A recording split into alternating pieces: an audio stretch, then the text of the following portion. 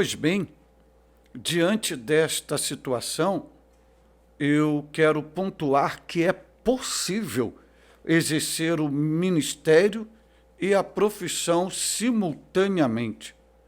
O chamado para o ministério não pode ser uma desculpa para não ter e nem exercer uma profissão. Nós podemos ver claramente, tanto no Antigo Testamento quanto no Novo Testamento, homens de Deus, chamados por Deus, mas que possuíam uma profissão.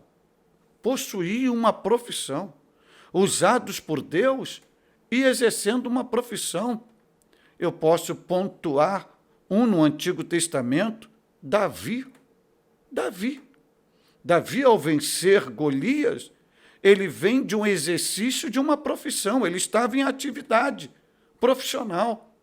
Quando olhamos para o Novo Testamento, nós vemos o apóstolo Paulo e Jesus Cristo com profissão. Jesus, o autor e consumador da nossa fé, era carpinteiro, exercia a profissão de carpinteiro. Paulo, segundo Atos 18.3, ou seja, versículo 3, diz que ele fabricava tendas. E o próprio Paulo vai dizer em Atos 20:34, 1 Coríntios 4:12, e especialmente Tessalonicenses, a primeira epístola 2, versículo 9, e 2 Tessalonicenses 3, versículo 7 e 8, que ele trabalhava noite e dia, com fadiga, com desgaste, para não comer à custa dos crentes e não ser pesado à igreja de Cristo. Mas, infelizmente, hoje há uma inversão de valores. Muitos veem no ministério a oportunidade para escapar do trabalho, para levar uma vida fácil, para só ter vantagem, onde passa o dia todo se balançando numa rede, descansando, para só pregar à noite, enquanto a maioria dos crentes estão levantando de madrugada, pegando coletivos lotados, encarando engarrafamentos para ganhar um recurso para o suprimento familiar à base de sacrifício e suor. Nós precisamos estar alerta e, à luz da Bíblia Sagrada, eu quero deixar isso bem enfático. Ministério não é profissão. Ministério é uma vocação celestial. Eu repito, ministério não é uma profissão. Ministério é uma vocação celestial. Lamentavelmente, muitos em nome de um chamado,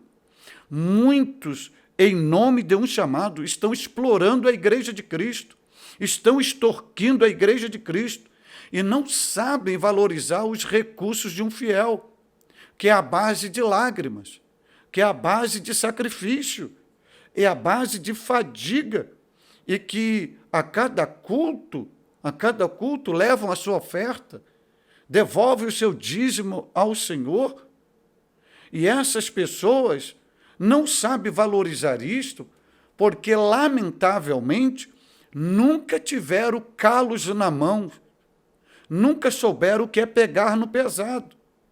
Agora, por outro lado, há aqueles que têm uma profissão, que têm um emprego garantido, têm carteira assinada, são estabilizados e precipitadamente pedem as contas, abandonam o trabalho para entrar no ministério, e muitos com desculpas, outros com uma visão celestial.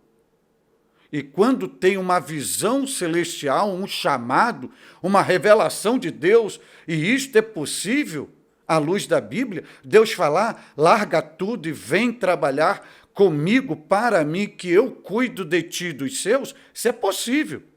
Mas quanto usam essas prerrogativas como desculpa para se omitirem do trabalho. Isto é totalmente perigoso.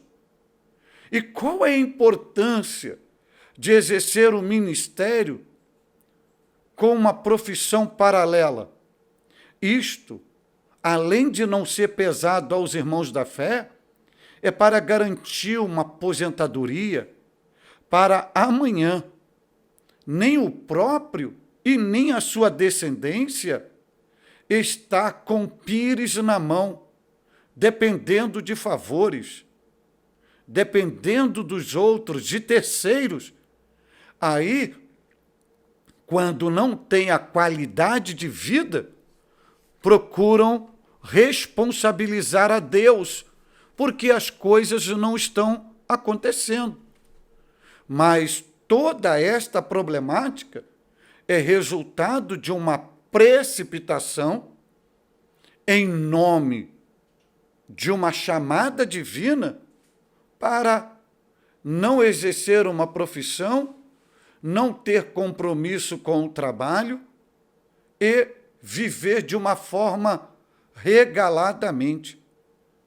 Olha, o ministério, quando Deus chama, é algo extraordinário. E quando Deus chama para uma exclusividade na sua obra, temos a plena convicção que Deus cuida, que Deus provê, que Deus sustenta, Deus se responsabiliza.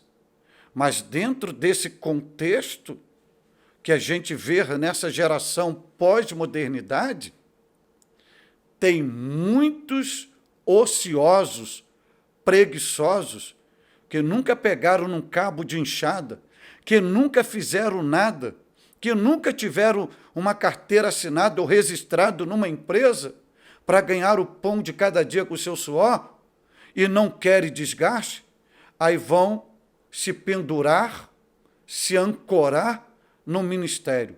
Longe disso.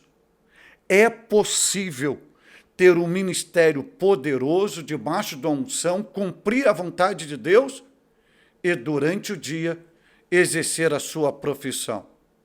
Paulo é o grande exemplo. E são com esses, comprometidos com uma profissão que o trabalho, que Deus está contando. Porque Deus não tem promessas para aproveitadores e preguiçosos que querem se aproveitar do povo de Deus em nome de um ministério.